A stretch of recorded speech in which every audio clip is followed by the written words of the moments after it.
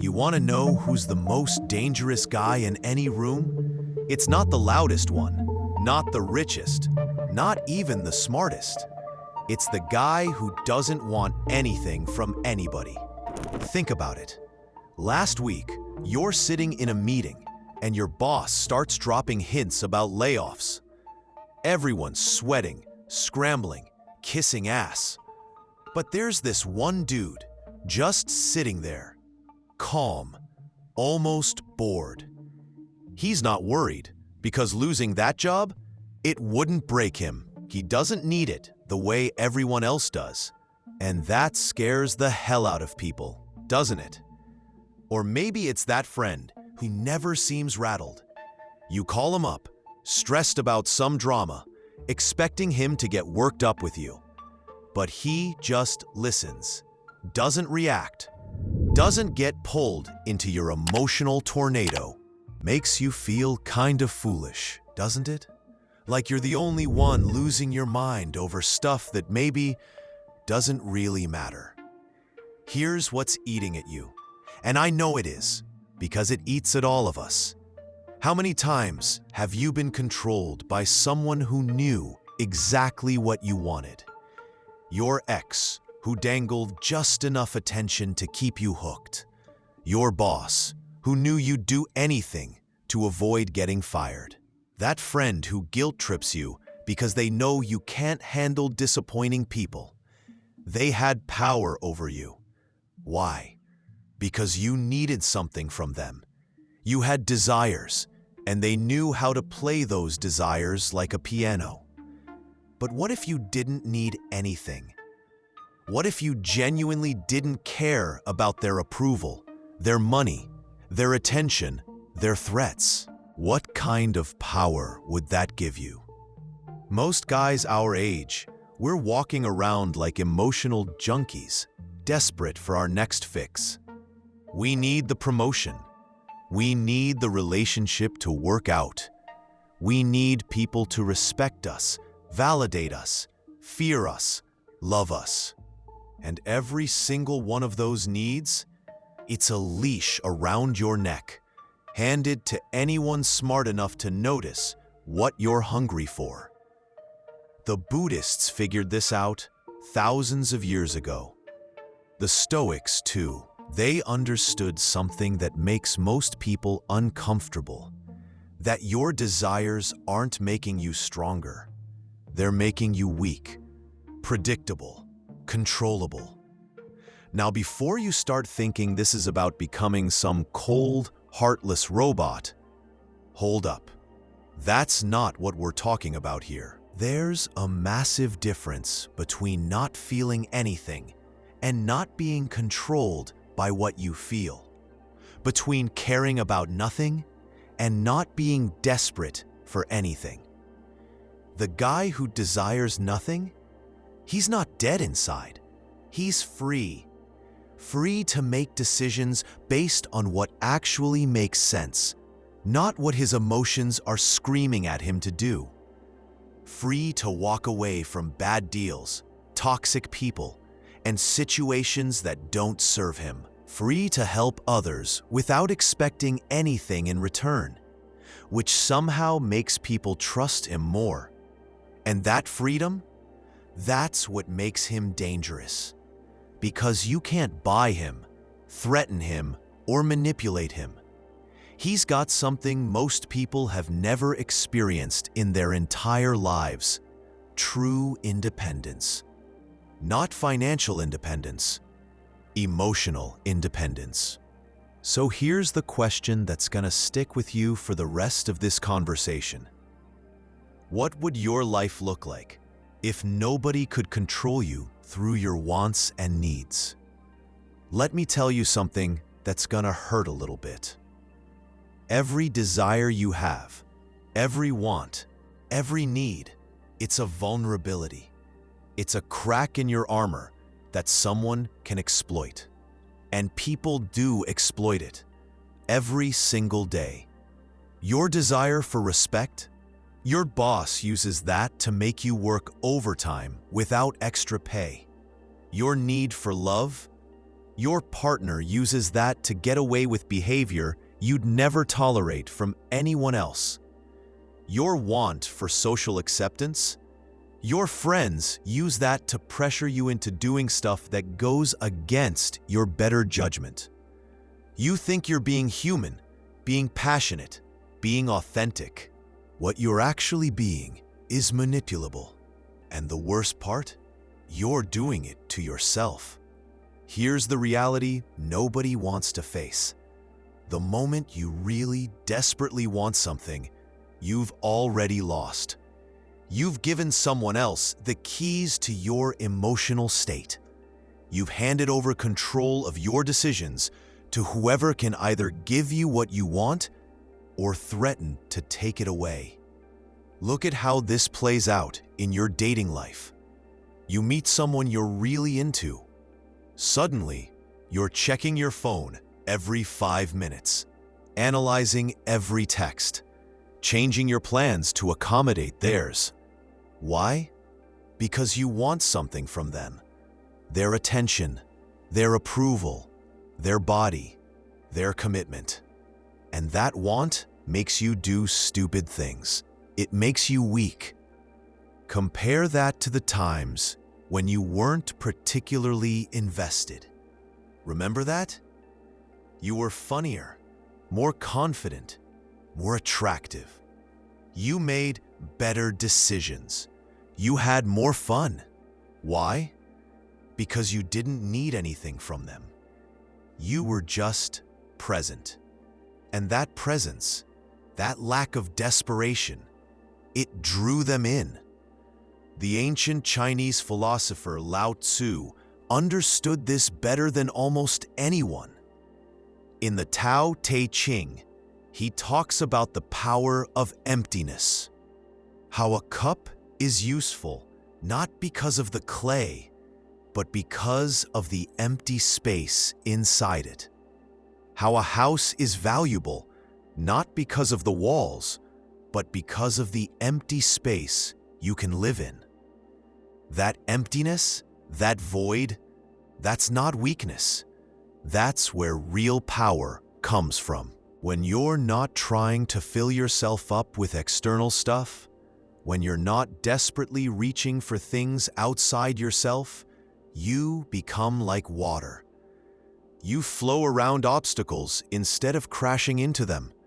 You find the path of least resistance while still getting where you need to go. Seneca, the Roman Stoic, put it differently but meant the same thing. He said the person who is happy with what they have, who doesn't need more than what they've got, can't be hurt by fortune, can't be controlled by circumstances, can't be broken by loss. Think about the guys you respect most. I guarantee you, they have this quality. They want things, sure. They have goals and preferences, but they don't need those things in a way that makes them desperate. They're not attached to outcomes. They're not devastated when plans change. They adapt. They pivot. They keep moving forward without losing their center. Now let's get real about 3 specific ways your desires are making you weak, and probably making you miserable too.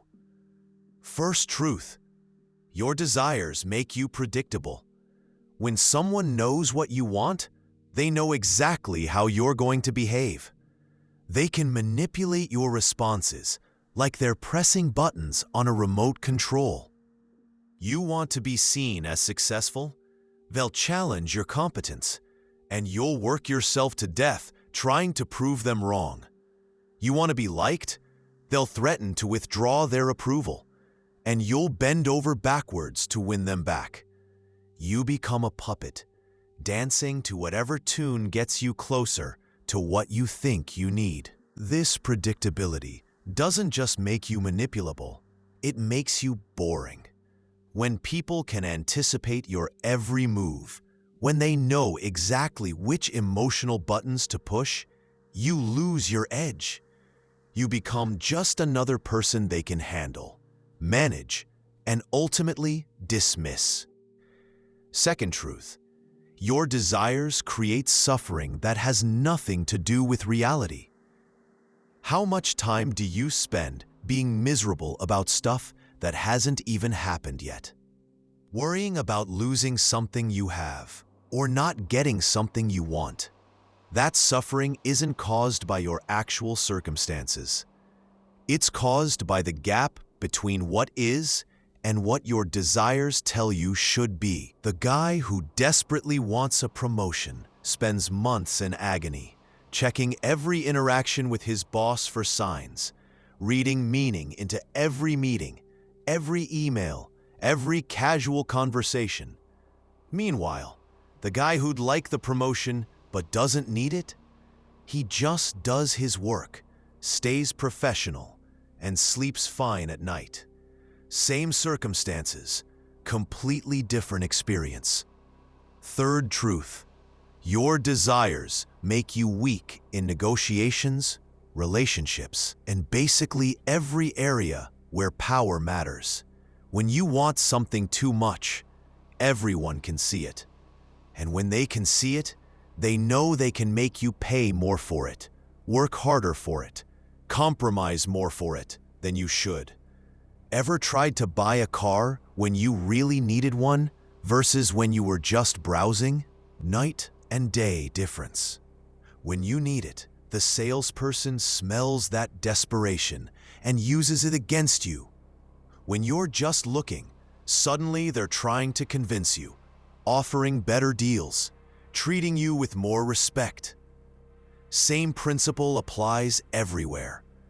The employee who desperately needs to keep his job gets treated worse than the one who's confident he could find something else. The person who's desperate for a relationship accepts behavior they'd never tolerate if they felt complete on their own. Your desires aren't making you human. They're making you a mark. They're advertising your weaknesses to anyone smart enough to exploit them. And in a world full of people looking for advantages, walking around with obvious wants and needs is like walking through a bad neighborhood flashing cash. The Romans had a saying, "He is not poor who has little, but he who wants more." That wanting, that constant reaching for something outside yourself to make you complete, that's what's keeping you trapped. Not your circumstances, not your lack of resources. Your attachment to needing those circumstances and resources to be different than they are.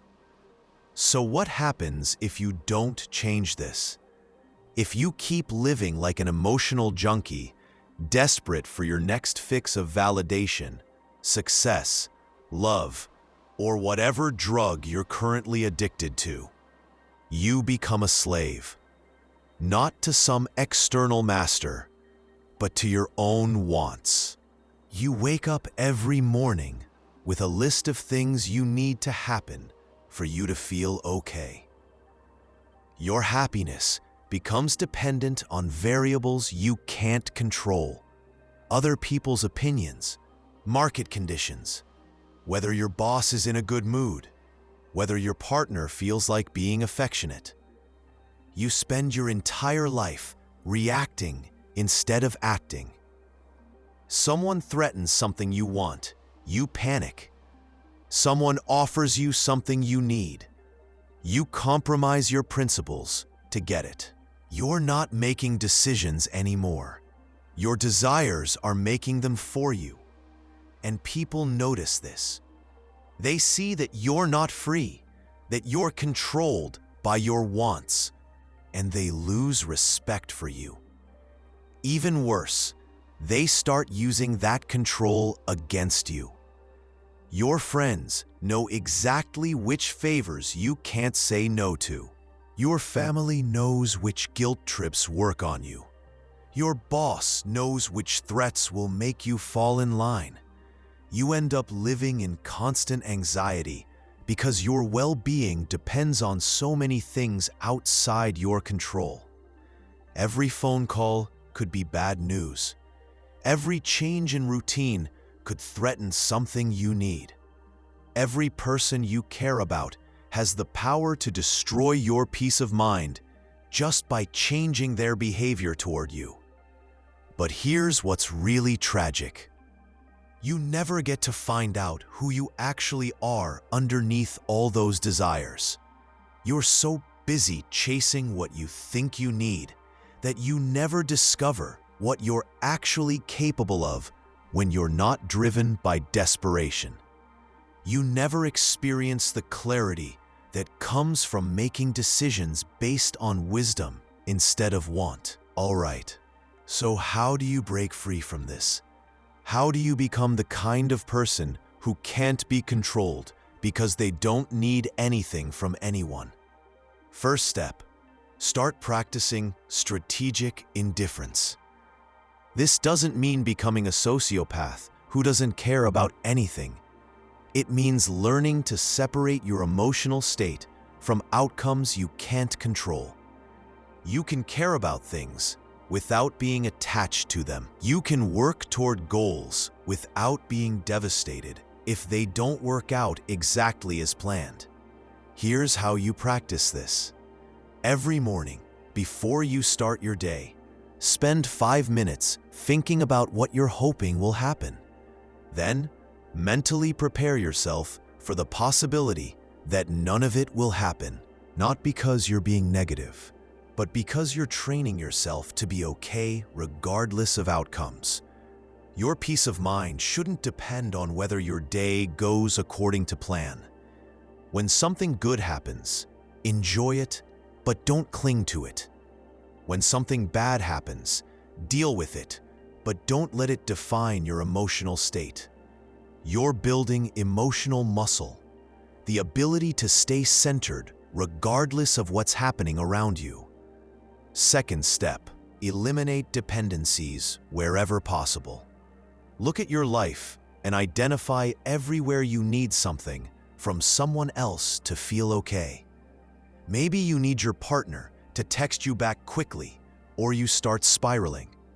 Maybe you need your friends to invite you to things, or you feel rejected. Maybe you need constant feedback at work, or you assume you're failing. Start reducing these dependencies one by one, not by cutting people off or becoming isolated, but by developing the internal resources to feel complete without external validation. Learn to enjoy your own company. Build skills that make you valuable in multiple contexts. Create financial buffers that give you options. The goal isn't to need nothing from nobody. That's impossible and unhealthy. The goal is to need less, so that what you do need doesn't control you. Third step, practice voluntary discomfort. Deliberately put yourself in situations where you don't get what you usually want, and learn to be okay with it. Eat simple food sometimes, instead of always getting exactly what you're craving. Sit in silence, instead of always having entertainment. Take cold showers. Exercise when you don't feel like it. This isn't about punishing yourself. It's about proving to yourself that you can be okay, even when conditions aren't ideal. Every time you choose discomfort over immediate gratification, you're building the kind of inner strength that makes you harder to manipulate. Fourth step, develop genuine interests that don't depend on other people's approval or participation. Learn something just because you find it fascinating, not because it'll impress anyone or advance your career. Create something just because you enjoy the process, not because you need people to praise it. When you have sources of meaning and satisfaction that come from within, you become less desperate for external validation. You're not constantly looking for other people to make you feel important or valuable, because you've got your own reasons for feeling that way. Now here's the paradox that's gonna blow your mind. The less you need from people, the more they want to give you. The less attached you are to outcomes, the better your outcomes tend to be. The less you chase things, the more they seem to come to you naturally. Why does this happen? Because desperation repels people and confidence attracts them. When you're not needy, people feel more comfortable around you. They trust you more because they know you're not just trying to get something from them. They respect you more because they can see you have other options. In relationships, the person who needs the relationship less usually has more power in it. Not because they're manipulative, but because they're making choices from a place of strength rather than fear. They can afford to be honest. They can walk away from bad situations. They can give freely without keeping score because they're not depleting themselves. In business, the person who doesn't desperately need the deal can negotiate better terms. They can take risks that desperate people can't take. They can build relationships based on mutual benefit rather than one-sided need. Have you ever noticed how some people seem to effortlessly attract opportunities, relationships, and resources? It's not because they're luckier or more talented. It's because they've mastered this principle. They want things without needing them. They pursue goals without being attached to them. They engage with life from a position of strength rather than scarcity. The man who desires nothing isn't emotionally dead. He's emotionally free. He feels everything, but he's not controlled by what he feels. He can love without being possessive. He can work without being stressed. He can hope without being disappointed. He can lose without being broken. That's real power. Not power over other people, but power over yourself. And when you have power over yourself, when you can't be bought, threatened, or manipulated, people notice. They might not understand it, but they respect it. They might even fear it a little bit because they can't figure out how to control you. So here's where we are. You can keep living like most people do, as an emotional hostage to your own desires, constantly at the mercy of circumstances you can't control, forever dancing to someone else's tune because they figured out what buttons to push. Or you can start building something different. You can become the guy who can't be bought because he doesn't need your money, can't be threatened because he's not afraid of losing what he has, can't be manipulated because he's not desperate for what you're offering. This isn't about becoming some emotionless robot. It's about becoming emotionally sovereign. It's about feeling everything without being controlled by what you feel. It's about caring deeply without being devastated when things don't go your way. The world needs more men like this. Men who can make decisions based on what's right instead of what they want. Men who can walk away from bad situations instead of staying because they're too attached to leave. Men who can help others without expecting anything in return, which somehow makes people want to help them back. But here's the thing. This takes work. It takes daily practice. It takes constantly catching yourself when you slip back into neediness, desperation, attachment to outcomes you can't control. It means choosing discomfort over immediate gratification, again and again, until you build the kind of inner strength that can't be shaken by external circumstances. Most guys won't do this work. They'll keep living as emotional slaves, wondering why they feel so powerless, why people don't respect them more, why they can't seem to get ahead no matter how hard they try. They'll keep giving other people the power to make them happy or miserable, successful or unsuccessful, worthy or worthless. Don't be most guys. The path to real freedom isn't through getting everything you want. It's through not needing everything you want. It's through developing the kind of inner completeness that makes you dangerous to people who profit from your desperation. You already know what you need to do.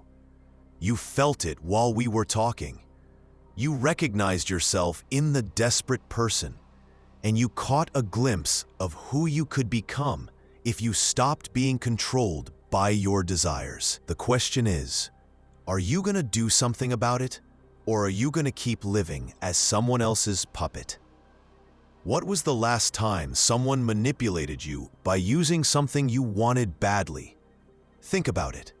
How did it feel to realize you'd been played? How did it feel to know that your own desires had been used against you? If you're ready to stop being controlled by what you want, hit that subscribe button and turn on notifications. There's more where this came from, and you're gonna need it if you want to build the kind of inner strength that makes you truly free. Make sure you watch the next video that's going to pop up as a suggestion. We're going deeper into this territory, and you don't want to miss it.